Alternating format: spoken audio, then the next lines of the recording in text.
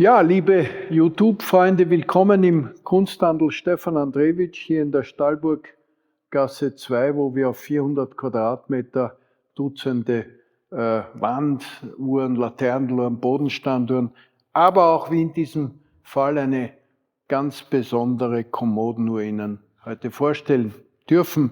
Es handelt sich um eine skelettierte Uhr, etwa eine Kommodenuhr, etwa um 1820 entstanden.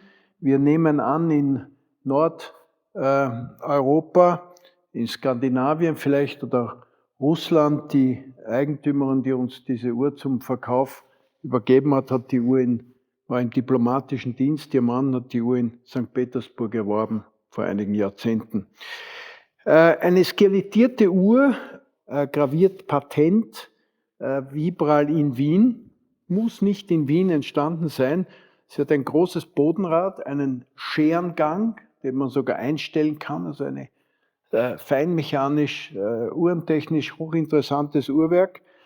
Die Uhr hat eine lange Gangdauer von 8 Tagen, eine einstellbare oder verstellbare Pendelfederaufhängung und ist interessanterweise auch graviert, A für Avancé und R für Retard auf der Pendellinse.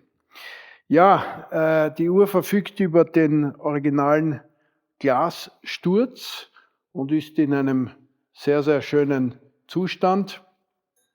Sehr selten, wie gesagt, ist der sogenannte Stiftengang mit seiner Scherenhemmung, auch Amarantgang genannt.